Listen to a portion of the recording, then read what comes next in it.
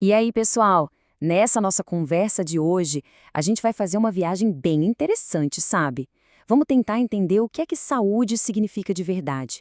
A gente vai começar com uma ideia lá de cima, bem global, e descer até chegar aqui, no nosso bairro, na nossa comunidade, para ver como uma coisa se liga na outra.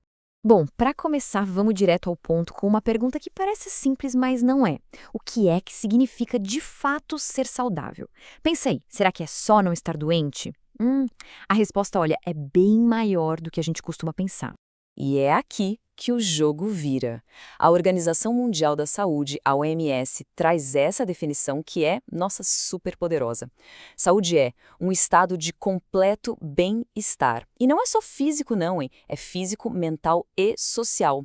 Ou seja, o ponto central é esse. É muito, mas muito mais do que simplesmente não ter uma doença. Beleza, e quem é que bolou essa definição tão importante? Pois é, a Organização Mundial da Saúde, a famosa OMS. Pensa nela como uma espécie de guia mundial, sabe? Ela estabelece um mapa, as regras do jogo para a saúde no planeta inteiro. Essa história começa lá atrás, em 1948, quando a OMS foi criada, ligada à ONU. E desde essa época, o trabalho dela tem sido fundamental. Ela que organiza os acordos, os tratados entre os países, para que todo mundo trabalhe junto, seja para combater uma doença ou para promover a saúde de forma geral. Tá, mas na prática, o que a OMS faz? Bom, a lista é grande. Ela cria as regras do jogo, sabe? As diretrizes de saúde. Ela está na linha de frente combatendo epidemias e pandemias. A gente viu isso de perto com a Covid-19, né?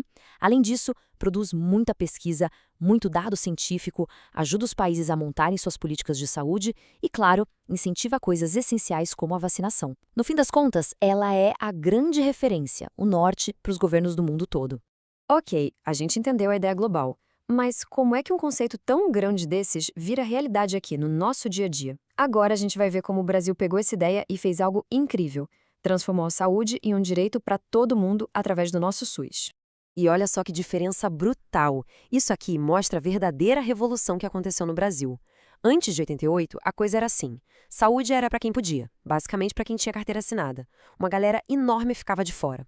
Aí veio o SUS e pá! A saúde virou um direito de toda e qualquer pessoa. E mais, passou a ser um dever do Estado garantir esse atendimento. Para todo mundo, de graça. E não estamos falando de qualquer coisa, não. A dimensão do SUS é algo gigantesco. Ele não é só mais um sistema de saúde. Ele é, simplesmente, um dos maiores e mais complexos sistemas de saúde pública do mundo inteiro. Para a gente ter uma noção do que isso significa na prática, vamos dar uma olhada no tamanho do alcance dele.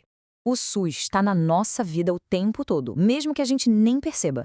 Sabe a campanha de vacinação que acontece todo ano? É o SUS. Aquele atendimento no postinho do bairro? SUS. Mas vai muito além. Coisas super complexas como o transplante de órgãos, o controle de epidemias, tudo isso passa por ele. Mas agora vem a parte mais legal, a virada de chave. Porque até um sistema gigante como o SUS, sabe de uma coisa?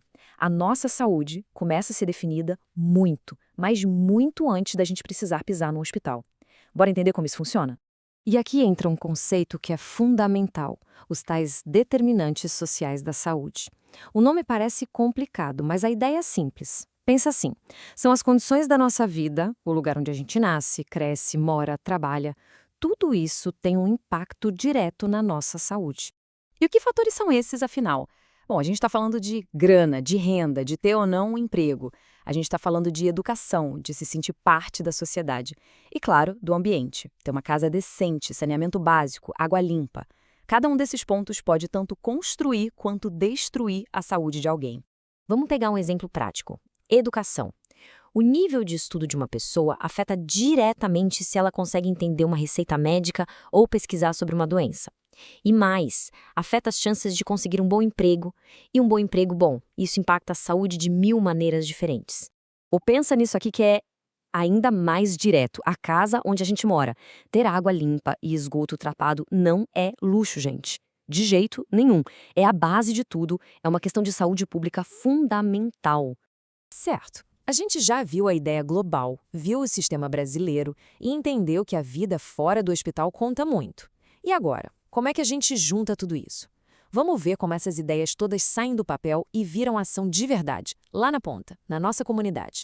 Para tudo isso funcionar, existe uma organização em 3 níveis, como se fosse um time. O governo federal, lá em Brasília, cria as regras gerais e manda o dinheiro.